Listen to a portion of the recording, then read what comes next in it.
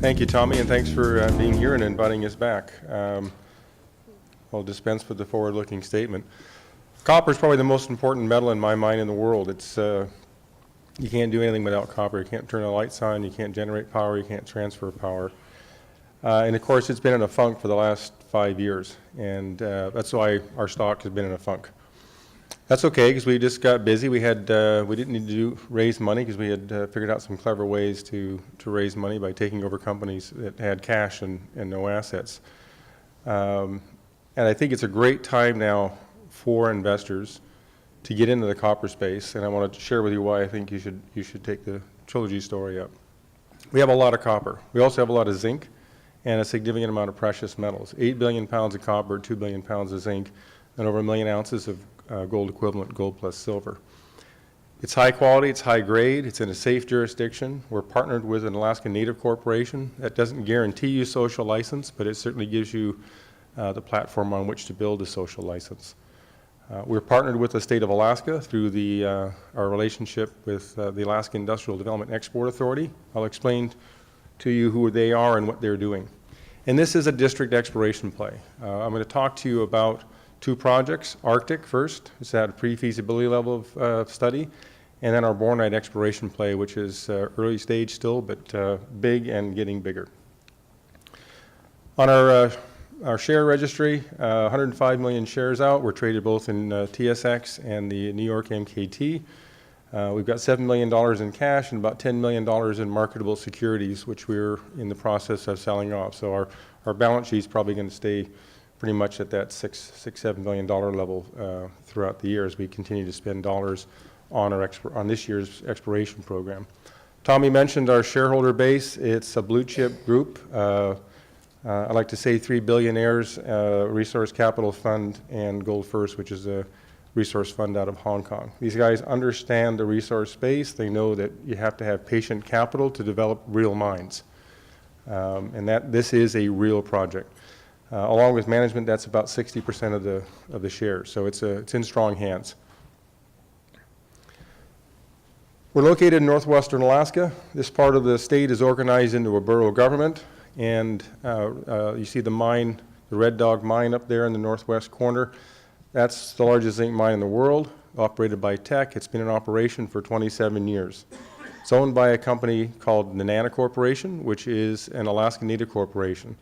NANA selected, as a result of their Aboriginal rights and settlement with the federal government, they selected lands at Red Dog, and that became the Red Dog mine. And the other place they selected lands was in the Ambler Mining District. And we formed a partnership with them in 2011 to basically consolidate the rest of the district. That map in detail there basically shows our claim block on state land. Right adjacent to their lands. We wanted to do a business arrangement with them for 3 reasons. 1, we think it's a good idea to have a Native corporation as a partner in Alaska. 2, they owned all the flat land that we were considering building our infrastructure on to support the development of the Arctic project, which is on our lands. But they also had the Bornite property, which we liked as an exploration play. And I'll show you that later, and I think you'll agree it's an exciting exploration project. So we formed that partnership, and it's a pretty straightforward mining arrangement with a royalty to NANA, a little more on the land that they contributed, 1% on the land that we contributed. Plus they have a right to participate as an equity partner. If they do so, they have to pay their share, reimburse us our historic costs, and then pay their share going forward. So it's a pretty standard business arrangement. And again, they own 35% of Red Dog, so they have good cash flow.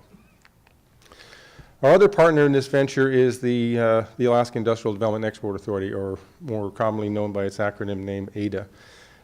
They built the road and port facility to support the Red Dog mine back in the late 80s for about $260 million. That was funded by issuing infrastructure type bonds, 20, 30-year bonds that had been now paid off. The bondholders were made money on their investment. And now the tolls the mine pays goes to the state of Alaska. It's about $27 million a year. It's the same model. It's a classic public-private partnership. It's the same model that AIDA wants to use to build the Ambler Access Road. We've been working cooperatively with them over the last several years. Just this week, earlier this week, the BLM, the lead federal agency, announced that they've initiated the NEPA process on the road, which is a huge milestone. It takes a lot of effort to get a project into the NEPA process. Once you're in NEPA, when NEPA stands for National Environmental Policy Act, if you're familiar with permitting in the United States, the agencies can delay you until and ask for more and more information.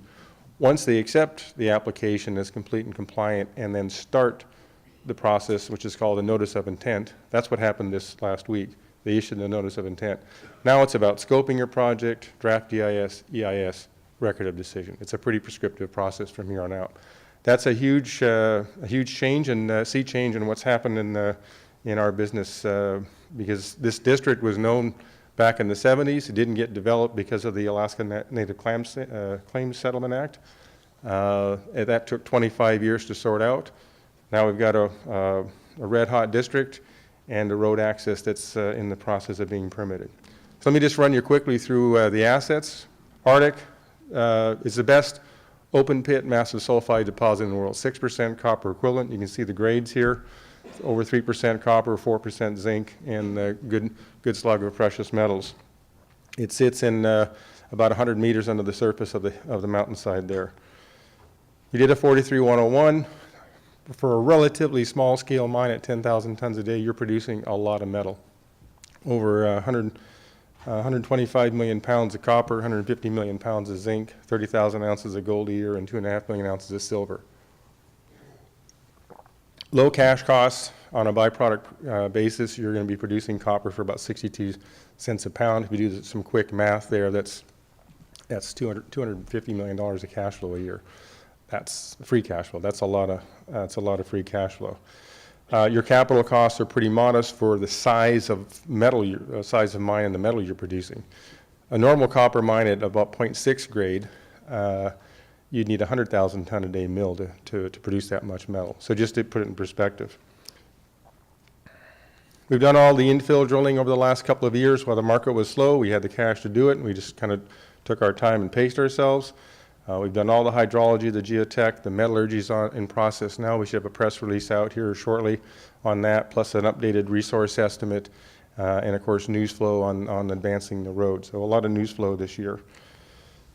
The last piece of work to do to complete the PFS is to figure out where the tailings and the waste rock goes. So that's this summer's job. That's about a $2 million field program.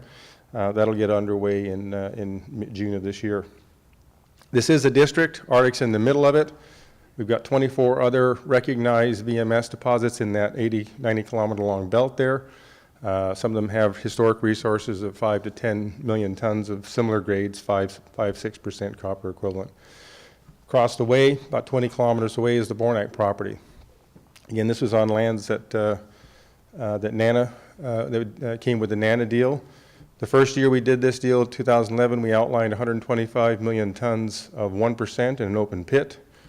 We had some geologic ideas that the section was down, dropped off to the east. We drilled 60 million tons of about 3%.